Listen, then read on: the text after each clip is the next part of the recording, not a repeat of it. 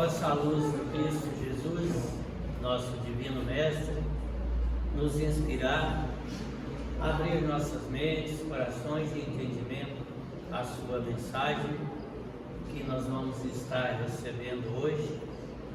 O tema que a casa passa para a nossa reflexão são as questões de 944 a 957 de O Livro dos Espíritos.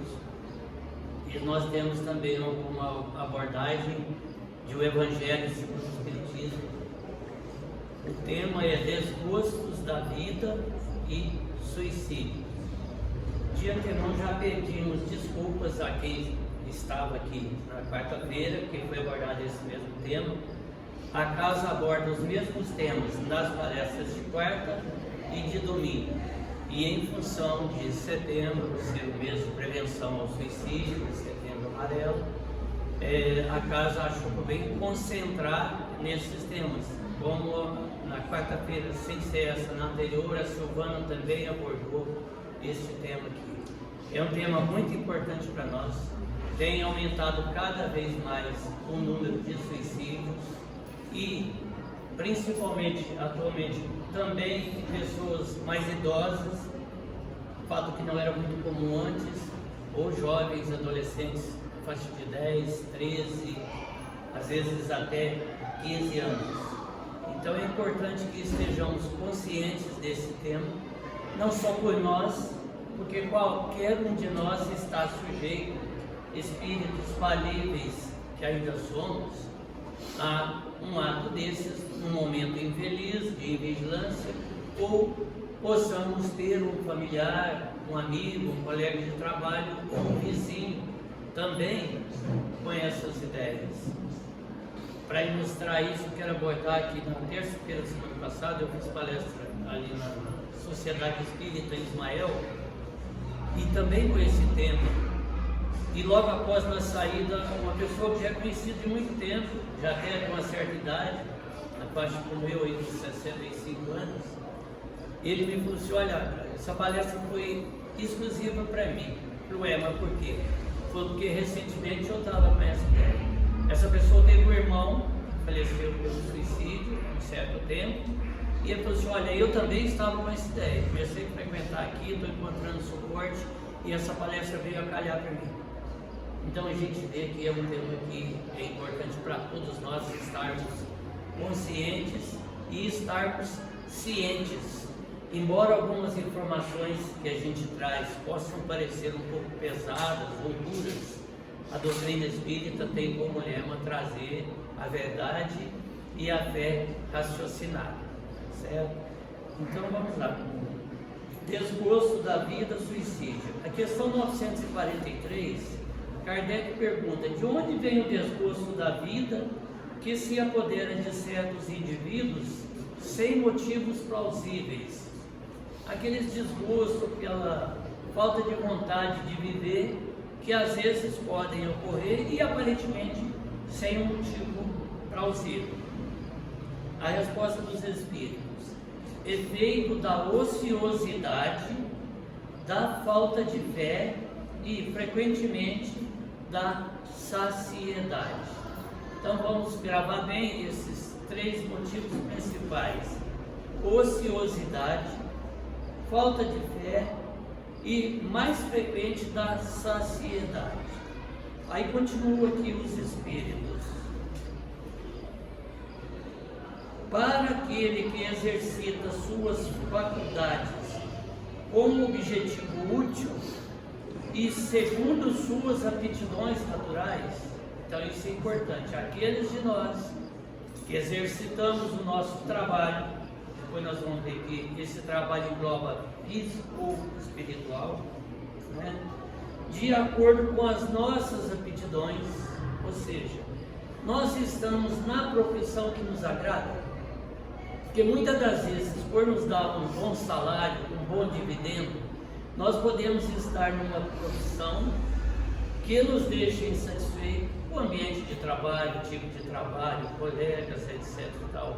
Mas pelo salário que ela nos dá, pelo dividendo, que nos traz uma segurança financeira que talvez não consigamos em outra profissão, ou seja, não estamos exercendo, conforme os Espíritos dizem, as nossas aptidões naturais.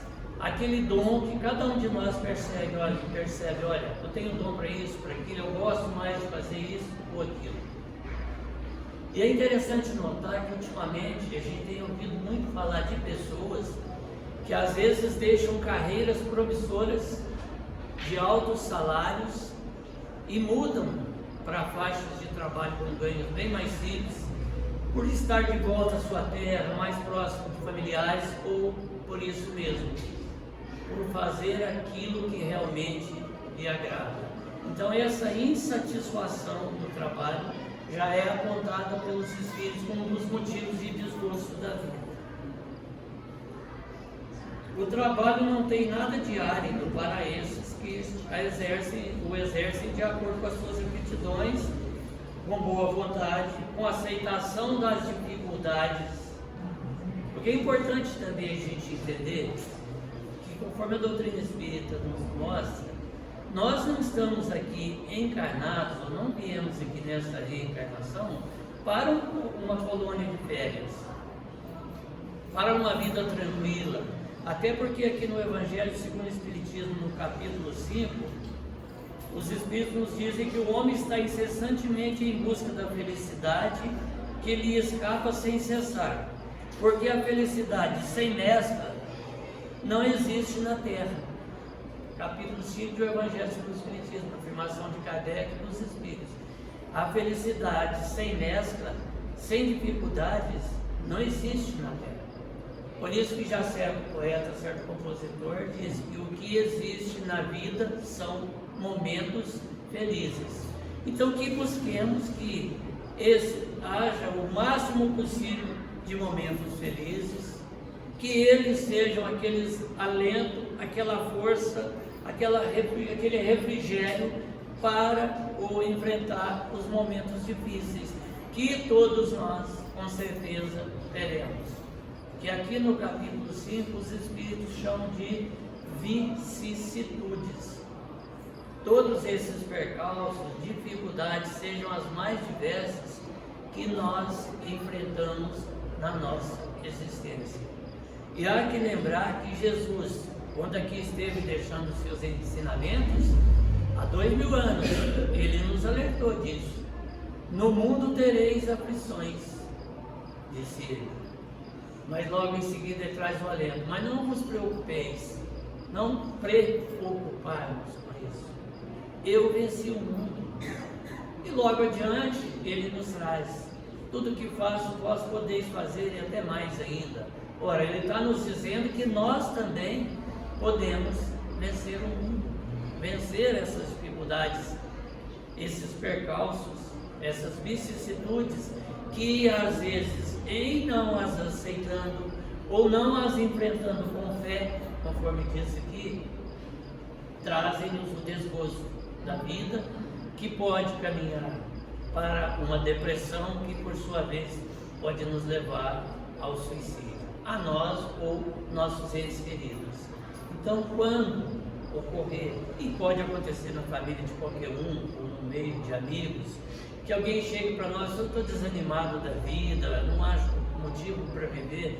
Olha, gente, não vamos achar que é coisa boa, vamos conversar com a pessoa, vamos convidar para que venha até a casa espírita. Aqui nós temos pessoas capacitadas para darem atendimento fraterno, certo? E também, é claro, encaminhar a medicina, porque nós temos que cuidar do físico, do corpo, e temos que cuidar da alma. Há um ditado popular muito comum: mente sã, corpo são. Aqui na casa espírita nós podemos encontrar alento, consolo, forças, cuidar do espírito, que é o móvel de tudo, para que não ocorra esse ato. Porque quase sempre, quando a pessoa fala isso, ela já está com pensamento, e talvez esteja dando aí um grito de socorro para nós, um pedido de ajuda, um pedido de auxílio, de apoio, que nós não devemos de maneira nenhuma negligenciar. Até porque, um pouco mais adiante aqui na questão 947, Kardec coloca uma coisa séria aqui com o auxílio dos espíritos, que muitas das vezes, se a pessoa comete um ato desse e nós negligenciamos o apoio, a ajuda, ou até influenciamos para que ele fizesse, para nós, perante a justiça divina, é como se cometêssemos um homicídio. Vamos responder, está claramente aqui, podem consultar no Livro dos Espíritos essas questões. Vamos responder por esse ato como se cometêssemos um homicídio. Da mesma forma que Emmanuel nos fala através de Chico, que muitas das vezes para um homicídio, por exemplo, que alguém comete aqui, a justiça terrena busca, às vezes localiza e pune um culpado que apertou o gatilho, que desferiu uma facada. Mas para a justiça divina, há diversos outros culpados que estão influenciando, que são os espíritos, né? Ou muitas das vezes até nós encarnados, que estão influenciando para que a pessoa cometa aquele ato, quer seja de um homicídio, quer seja de um suicídio, né? Então é importante que demos o máximo de atenção possível a essas pessoas que estão passando por essa dificuldade, por esse motivo. Ok? Bem, na questão 944, o homem tem o direito de dispor da sua própria vida? Quantas vezes nós mesmos dissemos, ouvindo alguém dizer, a vida é minha, faço dela o que quiser? Será? Será que somos mesmo donos da vida? Primeiro vamos entender bem o que é vida.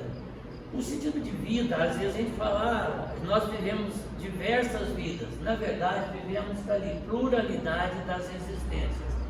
O que nós estamos chamando essa vida presente é uma existência presente dentro da vida que é única. Porque o espírito, uma vez criado, não morre. Ele é imortal. Então, se o espírito é imortal, o espírito vive uma só vida. E dentro desta uma só vida, Deus nos permite, nós estamos aprendendo isso através da doutrina espírita, a oportunidade de diversas existências, ou vivências, ou reencarnações, dentro das quais, conforme está no Livro dos Espíritos, nós temos a função de crescer e aprender. Conhecer a verdade, conforme João nos diz no seu Evangelho, conhecereis a verdade, e ela vos libertará. Só que a verdade ela não vem de uma vez só, numa só existência não é plausível. Tanto que aqui no Livro dos Espíritos, também é perguntado por Kardec aos Espíritos, se é possível ao homem conhecer toda a verdade. Não aqui na Terra ainda, mas à medida que o ser se eleva em conhecimentos morais, conhecimentos espirituais, em vivências da prática do bem, os horizontes vão se descortinando e nós vamos adquirindo mais conhecimentos. Mas os Espíritos são claros na resposta a Kardec. Aqui na Terra ainda não é possível esse pleno conhecimento da verdade. Como também vamos repetir o que já dissemos aqui que Jesus disse, que aqui não é ainda um mundo feliz. Mas também os Espíritos dizem que dentro da nossa capacidade de aceitação, de tolerância, de resignação e de fé na vontade de Deus, nós podemos sim tornar essa existência, embora não seja plenamente feliz, o mais feliz possível, o mais aceitável possível, adquirindo através dessa fé e dos atos no bem, a energia, a força necessária para vencer as vicissitudes que se nos apresentam nessa existência, que nada mais são que oportunidade de conhecimento, de resgate das nossas faltas e de aprendizado e amadurecimento espiritual para todos nós.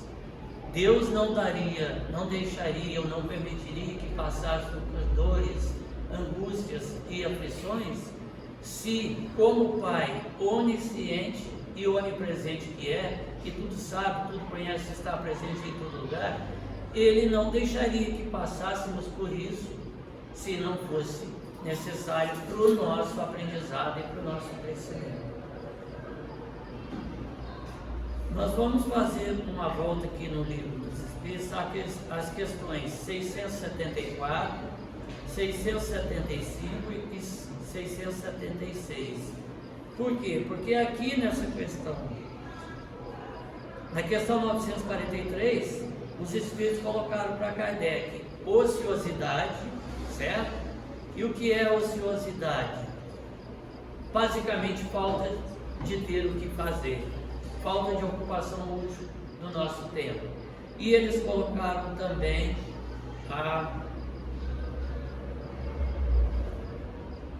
ociosidade e, frequentemente, a saciedade, ou seja, quando nós temos tudo de bom, tudo que nos é necessário e até o supérfluo, tudo nos sobra, tudo em tranquilidade, né?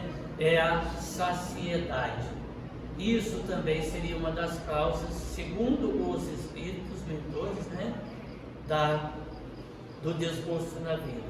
Nessas questões 674, 675 e 676, os espíritos nos abordam da necessidade do trabalho, um trabalho como lei natural, portanto, lei divina para todos nós, tanto o trabalho do corpo quanto do espírito. Então, ambos trabalham, né? E nem precisaria dizer que os espíritos trabalham, porque a própria doutrina espírita é fruto do trabalho dos espíritos, com um trabalho exaustivo, criterioso de Kardec, né? Intelectual e até físico, fazendo todos os questionamentos, apurando e colocando, ordenando para que tivéssemos essa doutrina assim, como também dos médios que trabalharam com Kardec. Então aí nós temos o trabalho físico e do espírito, né? Por isso mesmo é uma necessidade que traz ao homem o progresso material e intelectual. O trabalho, a necessidade de nos aprimorarmos para melhor executar o nosso trabalho, né, nos leva ao desenvolvimento intelectual, que também, segundo o Evangelho, segundo o Espiritismo, por sua vez, nos traz o desenvolvimento moral. Então, o trabalho, além de ser um meio de sustento, de subsistência para aquele que deles necessitamos, é também meio de fomento de progresso, né? Mas aí questiona-se o seguinte, na questão 679, e aqueles que possuem bens suficientes, que não têm necessidade de trabalhar para o seu sustento material? Então eu tenho fortuna, eu tenho bastante, como aquele homem lá da parábola que colheu demais, ampliou seus celeiros e falou: eu vou armazenar tudo e dizer para minha alma: tens bens para toda a sua existência, regala-te. Quer dizer, ele não tinha mais necessidade de trabalho material. Mas e aí? Como a lei do trabalho é uma lei divina, uma lei natural, ele teria necessidade de fazer o quê? Buscar o trabalho espiritual, o conhecimento da verdade, o desenvolvimento, o progresso, que faz parte também da lei divina. E, claro, com todos esses bens que tem, colocá-los a serviço do próximo, a serviço do progresso geral. Então, se a pessoa tem muito dinheiro, não precisa trabalhar para ganhar mais dinheiro, mas ele pode colocar o seu dinheiro em empresas, em indústrias que gerem empregos, que gerem postos, que gerem progresso, que vão facilitar para que outros seres, seus semelhantes, possam receber. E não ter atitude atitude egoísta, como aquele da parábola, que pensou somente em si. Ele não pensou em distribuir parte aos necessitados, ele não pensou em vender aqueles alimentos mais baratos para que outros pudessem adquirir-los com menos sacrifício. Ou seja, hora nenhuma ele pensou nos outros, ele pensou somente em si. Como também Jesus nos traz outra parábola, né, do rico e Lázaro. Lázaro desejava saciar-se pelo menos das migalhas que sobravam da mesa do rico, e nem isso ele lhe dava. Então, quer dizer, o egoísmo que é apontado pelos Espíritos como a chaga pela qual nós mais deveríamos trabalhar o combate, né, que está atrasando o nosso desenvolvimento espiritual, de todos nós, humanidade presente, todos nós em menor ou maior grau, temos ainda esse egoísmo, né, que foi necessário nas raízes lá atrás, nos nossos estágios, principalmente no animal, mas que agora nós temos que sublimar, e ir trabalhando isso, sublimando e transformando em amor, em serviço ao bem e ao próximo, né? Aí nós vamos voltar à questão 952, porque nós estamos falando que o desgosto da vida, que é causado principalmente, conforme os povos, pela falta do trabalho, da ocupação útil do nosso tempo, da nossa mente, etc. e tal, né? Isso pode levar aos desgostos da vida e aos suicídios. Mas, e o suicídio? Nós já vimos que não temos direito de dispor da nossa vida. Aqui no Livro dos Espíritos, é claro, só Deus tem esse direito. Não, só Deus tem o direito de dispor da nossa vida. O suicídio voluntário é uma transgressão dessa lei. E por que os Espíritos abordaram essa colocação, suicídio voluntário? E Kardec, muito perspicaz, logo em seguida pergunta: ué, mas o suicídio ele não é sempre voluntário? Se alguém comete esse ato, ele não o está cometendo sempre pela sua vontade? Aí os Espíritos respondem: que pensar do suicídio que tem por causa, não, perdão, o suicídio não é sempre voluntário? O louco que se mata não faz, o louco que se mata não sabe o que faz? Então os Espíritos colocaram aqui que em alguns casos a pessoa comete o suicídio por um estado de loucura, o que já é um atenuante, certo? Mas aí Kardec pergunta: que pensar do suicídio que tem por causa o desgosto da vida? Nós temos que Kardec é perspicaz, ele vai cada vez aprofundando mais, buscando o máximo de informação dos Espíritos para nós. Então nós temos essa bendita doutrina espírita que nos clareia o entendimento. A resposta dos Espíritos: insensatos, porque não trabalhavam? Eles estão insistindo que a gente trabalhe, viu? Eles não nos querem ociosos, não nos querem de maneira nenhuma na ociosidade, mesmo que não precisemos trabalhar. Olha a colocação, ele chama de insensatos aquele que cometeu o suicídio por desgosto da vida. Insensato, porque não trabalhava, a existência não teria sido uma carga. Então, mais uma vez, os Espíritos alertam aquilo que é ditado como mente vazia, oficina do diabo. Mas vamos lembrar que diabo, como uma personalidade do mal, não existe. E essa palavra apenas representa o mal, que é temporário. O mal nada mais é que a ausência do bem. E conforme os Espíritos respondem a Kardec, o mal ainda prevalece porque o bem é tímido. À medida que nós nos fortalecermos no bem, nós estaremos vencendo o mal e ele deixa de ter existência, porque não tem existência perene. Então, inferno eterno, de sofrimento eterno, tenhamos certeza, não existe. Bem, nós estamos vendo aqui algumas das causas, quem tiver tempo de dar uma vida depois, que são muitas questões do suicídio. Então, o espírito que comete esse ato, ele sofre sim, e muito.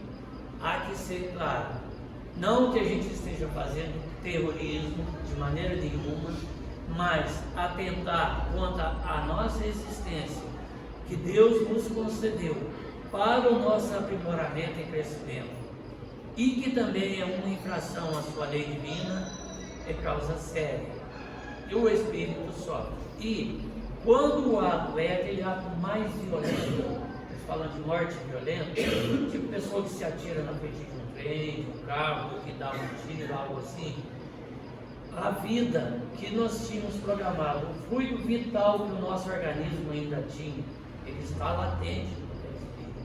Então o laço que une o perispírito ao corpo ele permanece ligado, ele não se rompe. Há ainda essa carga energética a ser consumida. Isso quer dizer que o espírito sofre muito enquanto traz essa carga energética no seu corpo. Ele às vezes chega a ver o seu corpo em decomposição, certo? E em alguns casos é como se fosse um disco furado, né? Que a agulha repete sempre a mesma nota musical, voltando sempre no mesmo caso. Então, é sim um sofrimento muito grande. Mas, aqui, muitos de nós podemos ter um ente querido, um parente, um vizinho, uma pessoa amiga que passou por esse ato. Então, não se trata aqui de maneira nenhuma excluir que o espírito que cometeu esse ato infeliz está esquecido de Deus e está condenado ao inferno eterno, de maneira nenhuma. Nós precisamos frisar muito uma fala de Jesus quando ele diz que de todas as ovelhas do rebanho que o Senhor, o Pai, lhe confiou, nenhuma se perderá. Então, por mais que tenham sido atrozes os nossos atos, quer seja esse que estamos citando do suicídio, ou outros que tenhamos cometido contra nós mesmos ou contra o nosso próximo, que no fundo sempre é contra nós mesmos, sempre teremos a misericórdia de Deus ao nosso alcance. Nada de julgar, de condenar a pessoa que cometeu esse ato infeliz. Até porque nós não sabemos na sua mente o que causou. Aqui a gente viu numa pincelada alguns casos que podem ser por influências espirituais e obsessores, que às vezes nós não sabemos se está passando, né? E diversas outras causas. E muitas das vezes, sim, nós às vezes causamos isso em alguém. Há não muito tempo tivemos conhecimento de um caso numa cidade próxima aqui, dentre tantos que certamente muitos saberão ouvir, de uma jovem que num ato infeliz, ela com o namorado ou um companheiro filmaram um ato íntimo deles, e aquilo caiu pelos celulares, não sei para ali, caiu na mão de alguém que jogou na mídia e aquilo começou a rodar. Pais super religiosos, pais ministros de Eucaristia, etc e tal. Aquela jovem entrou em pânico. Disse: nossa, e agora? Como é que eu vou explicar isso para o meu pai? Como é que eu vou me ver diante da sociedade? Cometeu um suicídio. Quem fez essa invigilância, que também não devemos julgar e criminalizar? Qualquer um de nós, num ato impensado, vai lá e está tão fácil, né? Dá uma clicada, pronto. E joga isso na internet. Tem um representante que nos visita, nós temos um comércio, e ele mora no Espírito Santo. Ele é ministro, era ministro da Eucaristia lá. Mas é uma pessoa que adora contar piada, e piada de todo jeito. Ele tem um repertório que ele nem sei sabe de onde. Aí os amigos mandam isso aqui, ele manda uns vídeos, mandaram um certo vídeo pornô meio imoral para ele, e ele deixa aqui no celular. Ele foi postar alguma coisa, pá, manda aquilo, caiu logo no grupo de WhatsApp dos ministros, da turma que frequentava a igreja. Imaginemos, se é uma pessoa com mente fraca, ele cometia um ato desse. Ele teve que ligar para todo mundo, pedir perdão, desistir, sair, se afastar do grupo por um tempo, até que a poeira abaixo. Olha para ver, num ato impensado, qualquer um de nós pode fazer isso. Essa pessoa do exemplo que nós citamos, pelo que os espíritos dizem, ela cometeu um homicídio perante aquela pessoa. E olha a responsabilidade, não é só perante ela, a dor que está trazendo a familiares, a uma mãe, um pai, que perderam uma filha, estudante já universitária nessa situação. Então nós, às vezes, não atinamos do alcance que um ato impensado desse nosso pode causar. Então cabe-nos sempre a misericórdia, a compreensão, a oração pelas pessoas que estão envolvidas naquele ato, seja qual for, e nunca passar adiante. Não interessa se é verdade. Até porque, se é verdade, há um ditado que dizem ser de Sócrates e outros dizem que não. Vocês já ouviram falar o crivo das 3 peneiras? Chegou algo ao nosso conhecimento. Eu vou passar isso para frente. Um discípulo chegou para o sábio que o orientava por isso talvez tenha pensado que seja de Sócrates, e lhe disse: mestre, tenho algo a lhe contar. E ele falou assim: só um momento, você já passou pelo crivo das 3 peneiras? Mas que 3 peneiras? O que você vai me contar é a verdade? Você tem certeza, absoluta certeza, sem sombra de nenhuma dúvida, que é a verdade? Aí a pessoa: eu ouvi dizer, não sei. Bom, então já não passou num crivo. Segundo crivo, da bondade. O crivo da peneira da bondade. Isso que eu vou passar adiante, essa notícia, esse fato, eu passar isso adiante, é bom? Vai ser útil? Vai trazer alguma coisa de bom para as pessoas envolvidas? Olha o caso que nós citamos e que jogaram na internet. Não passaria no primeiro livro. Talvez passasse porque estava ali um vídeo mostrando que era verdade, mas não passaria no segundo. É bom? Para todos que vão ser envolvidos, para a família, para aquela pessoa, para a experiência daquele espírito que, como nós estamos vivenciando aqui, é bom? Não. Então, já não passou nos 3 livros. Mas tem um terceiro, o crivo da necessidade, a peneira da necessidade. É necessário passar adiante essa informação? Vai ser útil para alguém? Vai trazer algum benefício?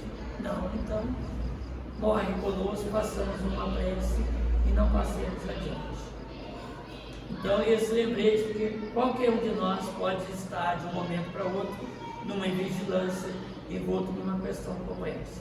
Agora, vamos voltar àquilo que já dissemos para aquele irmão infeliz que no momento de fraqueza cometeu esse ato.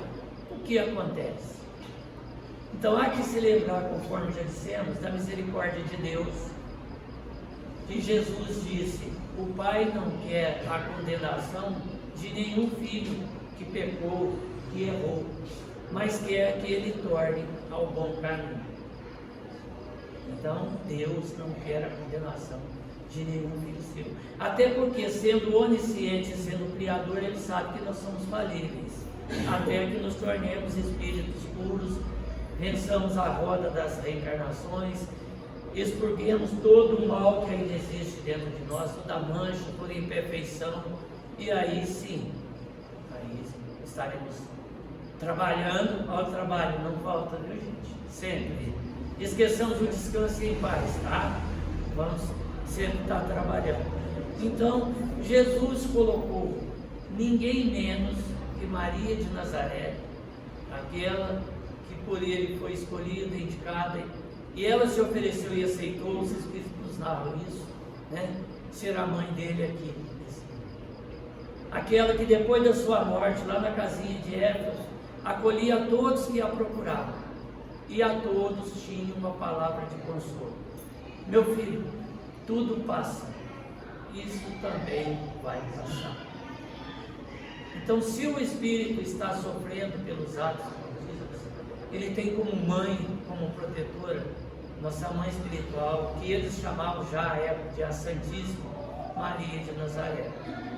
Ela dirige no mundo espiritual, segundo nos narram os Espíritos, uma cidade inteira chamada Universidade Maria de Nazaré, com escolas, hospitais, pronto atendimento, etc. e tal.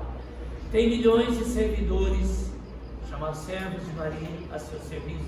Podemos citar muito citado nas casas de Bezerra de Menezes, que, segundo consta, só ele teria uns 3.000 servidores sob a sua égide, e que propôs, quando convidado por Maria de Nazaré para ir compor as vozes dela ao lado dela no mundo espiritual, ele falou que enquanto houvesse uma alma sequer sofrendo em volta da terra, aqui no plano nosso, ele queria permanecer por aqui em socorro.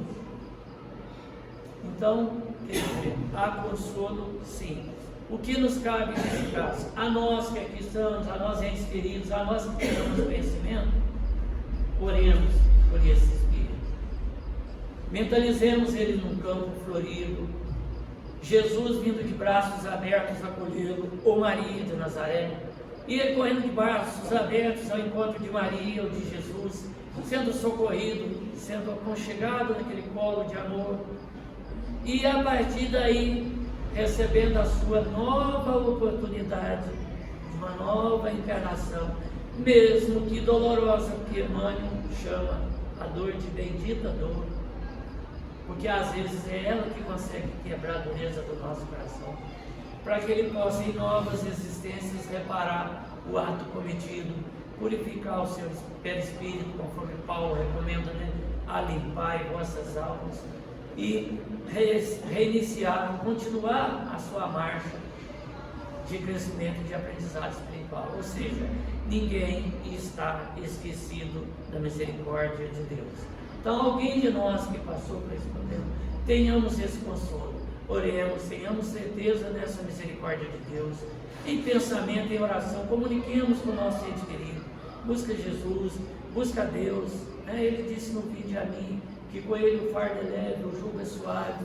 Busquemos a Jesus, que ele se deixa encontrar. Ele está sempre de braços abertos, estendidos a todos nós. Mas também nos cabe esse dever colocado pelos Espíritos, de alertar, de sermos instrumento da paz. Francisco de Assis nos ensina isso. Fazei de nós, Senhor, instrumentos da sua paz. Levar sempre uma palavra de alento, um abraço fraterno. Vamos dar um livro, uma lição, né, para esses irmãos que estão passando por dificuldade. Vamos convidar para que venha à Casa Espírita no atendimento fraterno. Não tem que se tornar espírita, não. Vem, é atendido, é socorrido. Depois de um tempo, está bem, está equilibrado, é católico, quer voltar à sua igreja católica, volta, seja feliz ali, é evangélico, volte lá para a sua religião evangélica, porque cada um está onde precisa estar. Mas para esses momentos de fraqueza, de incerteza, de vacilações, a doutrina espírita é o campo mais seguro para nós. E o trabalho, conforme os Espíritos colocam, nos ingressar em frentes de trabalho, seja na igreja que nós frequentamos, seja na casa espírita, né? Está sempre precisando de trabalhadores, porque é aí que nós vamos encontrá-lo. Só para finalizar rapidinho, um exemplo. Chico Xavier, olha o espírito que late. E algumas vezes se sentia, às vezes, com aquela certa tristeza, às vezes um pouco assim, desanimado, chegava o Emmanuel: Chico, vamos lá para a favela dar um passeio, vamos recarregar as baterias. Ele colocava lá algumas balas no bolso, algumas coisas e ia. É uma mãe com desalerta, outra que perdeu o filho, outra que não tem alimento, outra que não tem leite para o filho. E ele conversa, dá um calento, uma bala aqui, outra ali, rendia bala que não sabe de onde saíram tantas balas, né? Aí, terminada a tarefa, o irmão falava: agora você está de bateria carregada, vamos fazer as psicografias. Então está aí o exemplo para todos nós. Trabalho no bem, nós vamos encontrar força para vencer todas as nossas vicissitudes. Gratidão a todos em nos ouvir, pela paciência, e que Jesus continue nos abençoando.